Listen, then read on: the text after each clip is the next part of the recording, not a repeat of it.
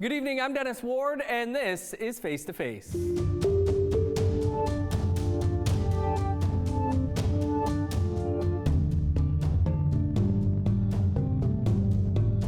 Our guest this week is Anishinaabe lawyer and former chief of Couchiching First Nation, Sara Mainville. Mainville is a partner with JFK Law, LLP, and is based in Toronto.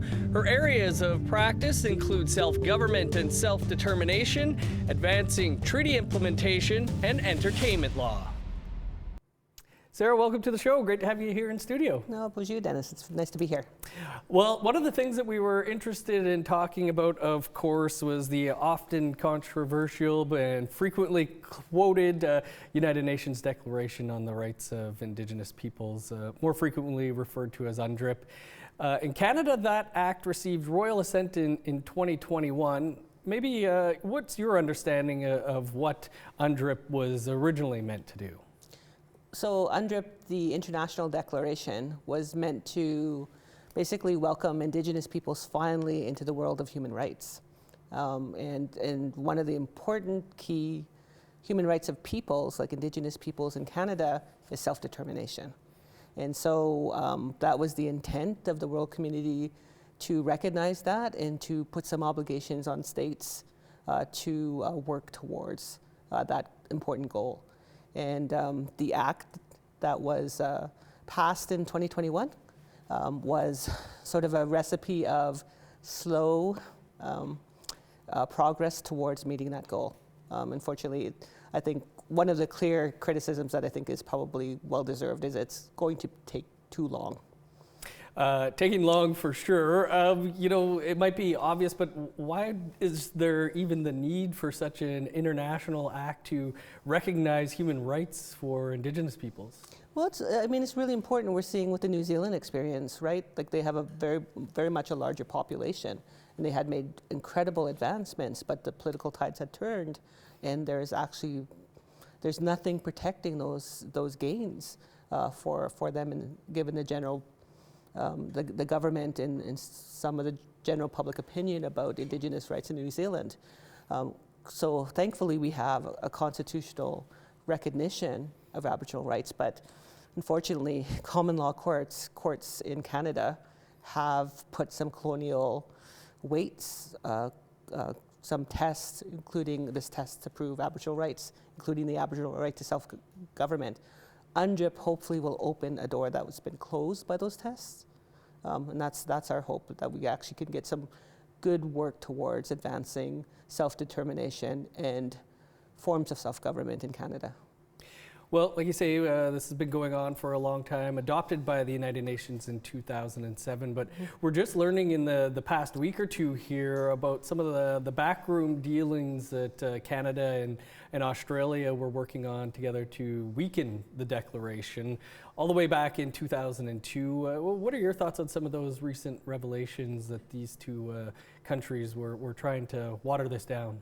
It's shameful, but I don't think it's a surprise to me. I think I knew people that were actually going as delegates to some of those international conferences, and I knew that was in fact happening. So on one side, negotiating the original draft by Indigenous peoples to weaken it, and then voting no. Like, that's shameful on the part of Canada, for sure. Like you say, Canada, Australia, the US, New Zealand all voted against it in 2007. All countries with large Indigenous populations. Do you think that's why these countries opposed UNDRIP? Well, I think there's two things. One is, what is the right to self-determination? In fact, someone is seen as progressive, as Barack Obama said, in finally agreeing to support UNDRIP, said that there is a specific Indigenous form of self-determination, which is a problem. In Canada, in addition, had problems with a right to self-determination that doesn't include a need to negotiate it. So that was one of their big problems, as well as this idea of free, prior, and informed consent, meaning that we would get out of this hamster wheel of consultation and accommodation and actually have something real, the need to have agreements, the need to have processes that sought Indigenous people's consent. Right. Well, British Columbia in 2019 became the first jurisdiction in North America to adopt UNDRIP, hailed as historic at the time, but First Nations have expressed frustration that there has been a lack of progress. Do you feel that, how do you feel, I guess, on how things have gone there, almost 5 years later now? Yeah, I think every step taken is progress, but there's definitely criticism with every step in the way that, of course, governments are self-serving, right? They want to do things in a manner that they feel not only that they're taking a step, but they're also doing risk management so that the step doesn't create a wholesale change for the status quo. So, I mean, that's just the reality of how Canada has sort of evolved for Indigenous rights. I think what we also do as lawyers is we litigate and we bring things to court, and there has been some good judgments on UNDRIP in courts, including the important White and Montour case. Which we'll certainly talk about here in a bit. But, obviously there are some, as you know, who view UNDRIP as a threat to Indigenous people's rights, but you see it as an opportunity. How so? Well, again, it's those colonial Section 35 tests to prove Aboriginal rights. It's the costly litigation that you need to take these rights forward on Section 35. So basically, there's only two manners to prove rights, and that is through litigation or negotiation. And UNDRIP, I think, changes that and creates new agendas for the recognition through legislation. And so we've seen two important pieces of legislation, Bill C-92, as well as Bill C-15, which is now the UNDA, or the UNDRIP Act, that recognizes rights and recognizes, brings tools that Indigenous peoples can take to the table to change unilaterally created government policy like the inherent rights policy in a real way. And also there's this national action plan process. I mean, I'm becoming a little bit more critical of that, but there is still room to negotiate some good things like gaming jurisdiction for First Nations. You mentioned a couple there, but what do you think are some examples of where a First Nation has benefited from UNDRIP being in place? So the Blueberry River case, so the Yahi decision. So this is a case that normally would have been appealed all the way up to the Supreme Court of Canada, but the province of BC is an act of reconciliation, decided not to appeal that decision and to work in a real way with that First Nation on dealing, and it looks like a great, impactful plan to deal with the cumulative impacts of development around that First Nation's traditional territory, and a real sustainable plan for the First Nation themselves to improve the sustainability of that territory. Now, you wanted to address some of the misconceptions around UNDRIP. What do you see as being some of the misconceptions? Well, I think one of the main misconceptions is that there was an original draft of the declaration that we should all be looking at. I do think in some situations it's important to recognize that draft was drafted by Indigenous peoples, but it wasn't the draft that was adopted in General Assembly by the UN. I have a very similar example with my treaty. We have a document that we use to bring to the treaty negotiations, and it's the 1869 list of demands. And we don't say that those lists of demands are our treaty. We know we negotiated. And so that's the similar thing with UNDRIP. UNDRIP was negotiated, and we've seen through the reports of a couple weeks ago that maybe in bad faith, but it was negotiated. And what has been adopted by the General Assembly has real teeth. It is a real tool that can be utilized to push states to do the right thing, as far as, in some ways, fast-tracking the adoption of certain articles in the declaration. What, I guess, was left out from the Indigenous draft to what ended up being adopted? Well, certainly there's more vague language. There's more vague language, and again, We know that the states didn't want wholesale change in the beginning. They wanted to negotiate and have the room to negotiate certain things. That's not to say that the Indigenous Peoples Draft isn't a better way to view some of these rights and some of the state accountability measures, but really legally the declaration is the only tool we have to legitimately use in the UN system and with our state partners. How can Indigenous peoples, do you think, take better advantage of UNDRIP, which again was passed here in 2021, given royal assent? Well, I think unfortunately what's happened because of in social media, there's a discourse that you're sort of on a termination track of terminating your rights. I totally disagree with that. There are ways, and that's the role of lawyers, right? There are several tools that are available, including UNDRIP, but it could be a sharp instrument, and so you need someone to help you navigate and utilize those tools in a real way. And that's the role that lawyers should take seriously with the UN Declaration. Like anything, it has two sides to it, and when we need to be careful. I think there is a tremendous opportunity in the action plan to make some real substantial changes on things like the Section 6.2 cutoff in the Indian Act. We should be pushing much harder on that. UNDRIP helps. It's a real thing in communities. There's lots of discourse going around the fact that some families, they're divided. They have children who have status and children who don't, or grandchildren who have status and grandchildren who don't. Mm-hmm. That's a real impact, and we actually could make that change by all agreeing to push against, to make the government agenda move faster on that.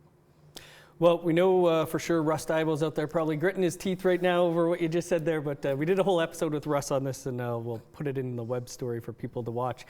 Sara, we just got to step aside for a quick break, and then we'll continue the conversation here on Face to Face with Anishinaabe lawyer Sara Mainville. Stick around.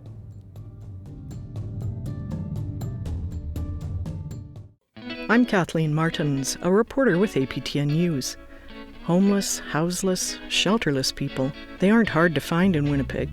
They're on the sidewalks, in bus shelters, and down alleyways. They're living in tents and squatting in empty buildings. They're even sleeping in abandoned cars. But who are they? Hear their stories in my new 5-part podcast called Our Relatives. Listen on your favorite player. Welcome back to Face to Face. Our guest this week is Anishinaabe lawyer Sara Mainville, and we've been focusing a lot on the United Nations Declaration on Indigenous peoples and what you feel are some of the misconceptions and opportunities around UNDRIP. But you've been a lawyer for nearly 2 decades now. What was it that appealed to you about law?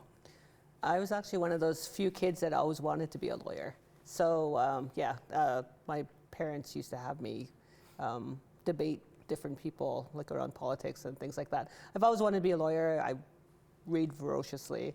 But I think one of the things about the law was this idea of self-government. And so when I did my undergrad, it was a school where a lawyer, Leroy Littlebear, is pretty famous in the law community, was there teaching, about what was happening with Section 35. It was just like such a rich area to think about and to advocate for my own community and my nation, the nation in Treaty 3. We do speak to a lot of lawyers on the show because it seems to be a profession that a lot of Indigenous peoples like to get into. Were there many other Indigenous law students at the time for you when you were? I was the only Indigenous law student, I think, in my year, and there's I think 3 law students in the entire law school when I was going to law school. You mentioned one lawyer there, but were there others that you had looked up to as possible mentors or people that you hope to be like one day? Sure. I think like Leroy Littlebear was one.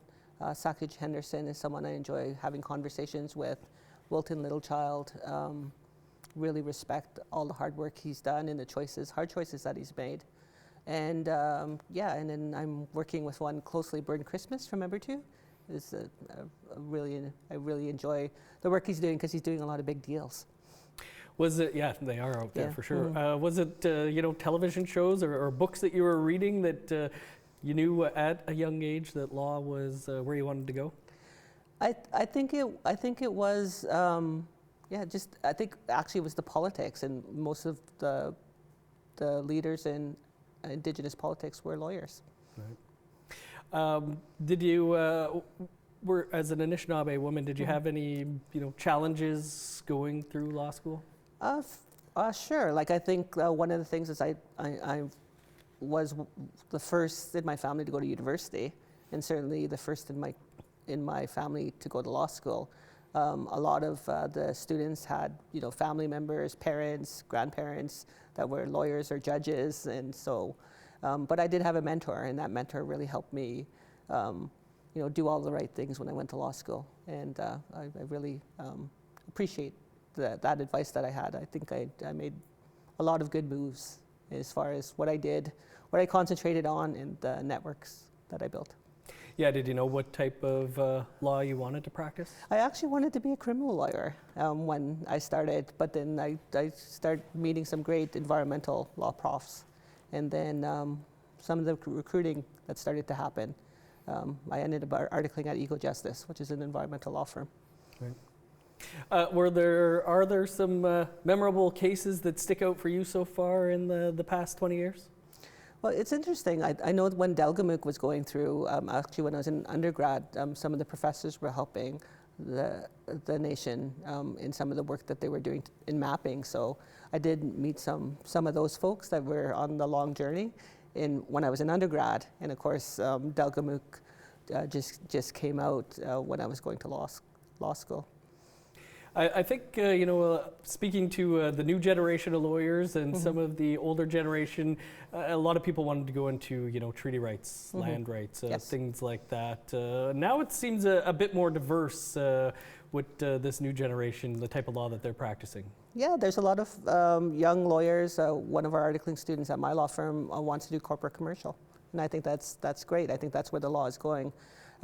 Most of these Aboriginal law firms, we try to be full service. We try to deal, with the awful Indian Act issues to self-government and modern treaties. Well, one of the more maybe funner things to work on, perhaps, is you were recently certified to work in entertainment law. Can you tell us what all that entails? So this is all to do with Jennifer Podemsky, who I love. She's just a visionary person in Indigenous representation in the entertainment industry. It was actually, I think, an APTN production, Future History, that she was doing that I first met her. And then she reached out to me when she was doing some contracts, and she wanted to recognize Indigenous law and recognize Indigenous concepts of ownership of stories. And so we worked together on that. And in fact, we're on a panel in the course that I took on entertainment law, explaining that journey and that experience. It is, I also did a lot of cannabis law work. It's something that's bright and shiny, and it's something that happens a lot quicker than an Aboriginal title claim or an Aboriginal rights. Like it happens, all of those other things kind of move glacially. Work on them for years and years, but this one was certainly bright and shiny. It's really interesting, and I know the junior lawyers that I work with are really interested in helping on that. So much change can happen through a story being told in the right way. So I'm really excited how that kind of will dovetail in the work that we're doing to advance Aboriginal rights. Yeah, it must be nice to not have to work your entire career on something to see it through.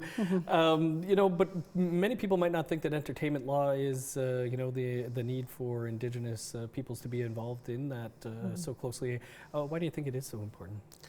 Like I mentioned before, it's about the stories, because once the stories resonate with public opinion, then you see people saying, we need to do something about this. I think the story of the 215, it was ground shifting, and I think that we have to be really careful, because right now entertainment law is very transactional and could actually do some damage to some storytellers who have very important stories to tell. We want to make sure that they're treated in the way that they should be treated. And our stories, especially the old stories, finding ways to accommodate collective ownership of those stories and to respect protocol, all of those things. That's not my vision, that's Jennifer Podemski's vision, and I'm happy to help her with that. Great points there for sure. Sarah, more to talk about here. We just got to step aside for one more quick break, and then we'll continue the conversation here with Anishinaabe lawyer Sara Mainville. Stick around.